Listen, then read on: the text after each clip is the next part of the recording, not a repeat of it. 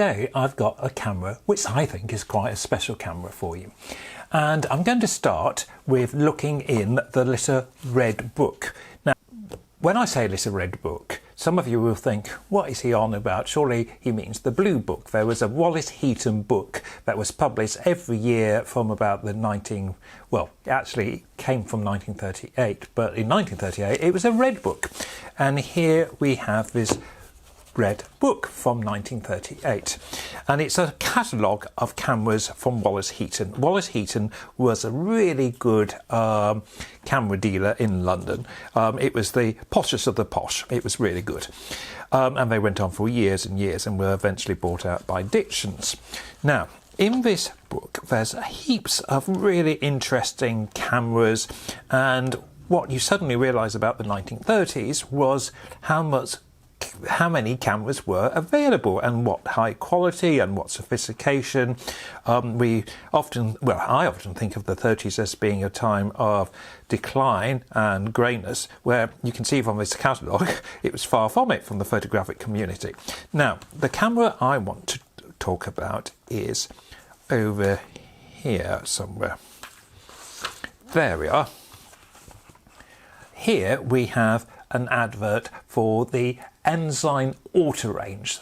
Now, the Ensign was a company part of the Hellinger Butcher group, and they made cameras from box cameras to sophisticated cameras. And the Autorange was the top range of their models. They had done this Autorange 20, and then they came out in 1937-38 with the Autorange 220.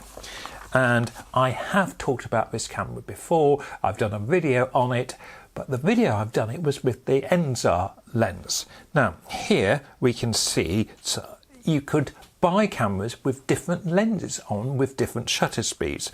So the basic Tessar was with the Ponton 1 shutter was £7.15, where there was two really top ones. There was a Zeiss Tessar at 4.5 and there was a Zeiss Tessar at 2.8. Now, I've never seen that 2.8 at all, and I've seen very few of the 4.5s. But recently I was lent by Jeff this lovely 1938 Ensign Autorange with the Zeiss lens. Of course, what happened, obviously there was some war in 1939, and following that obviously German lenses were not available. So it's quite rare to find this camera. It's also interesting how much that was in the, what did I say, £13, £14 for the, it was almost double the price with the Tessar lens.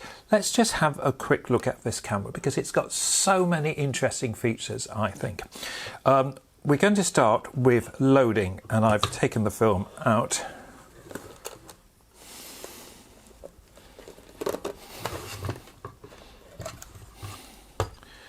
Right, on the back there you see it's 6x6. However, we do have these. Now, it was quite common that you could get masks for different cameras and turn a 6x6 into a 4.5x6. But the Ensign is very clever, I think, because it has an inbuilt mask on both sides, which fold out, and that gives you the mask there. So that's the first interesting point, I think. So you load your film in the traditional manner. Actually, the take-up spool goes here, film goes in, and like that. Now, you then, remember, these cameras are produced before 1940, and at that point 120 film didn't have numbers in the middle, and 120 film was only marked out for 8 images of 6x9. So what you had to do on this camera is wind to number 1 on that window there. Then you've got this counter up here, 1 to 12. Now, what happens if you're doing 6x4.5? Actually, this pin comes out, and on the back you've got 16. So So you choose whether you're doing 12 film or going to get 16 fight.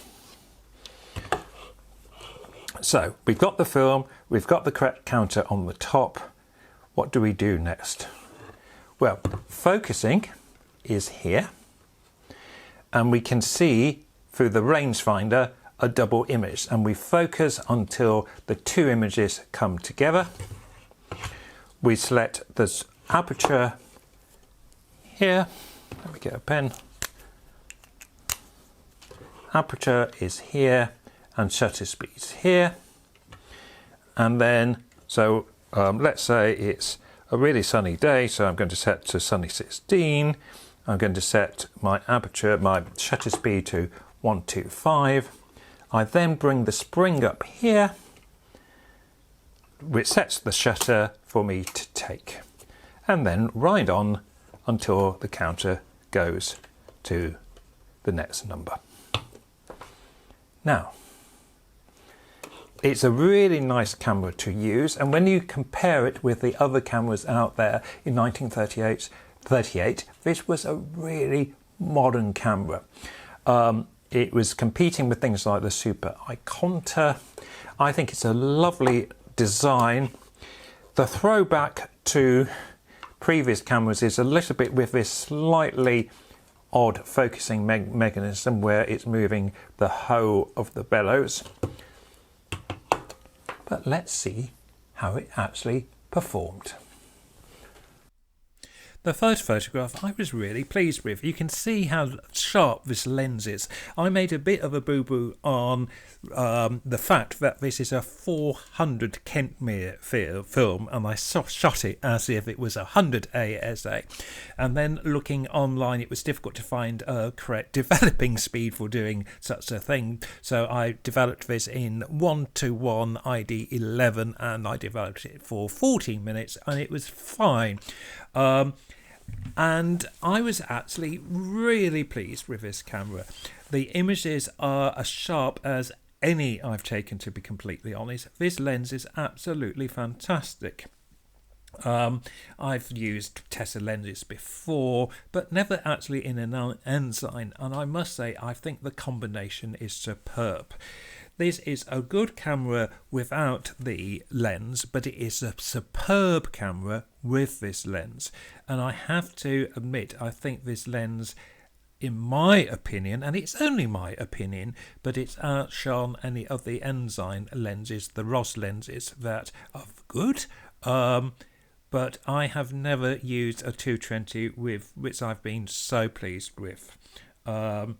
So thank you very much to Jeff for lending me this camera. I must say I would love to buy one myself, and if I could ever find the 2.8, it would be interesting to try. As I've said before, it's just my opinion, but I really like this Ensign 220. It was a delight to use. The bellows were light, tight, and the rangefinder was really on the spot. Mind you, this camera would have cost £14 in 1938, double the price with the other lens, but what a camera. Thank you for watching. Bye for now.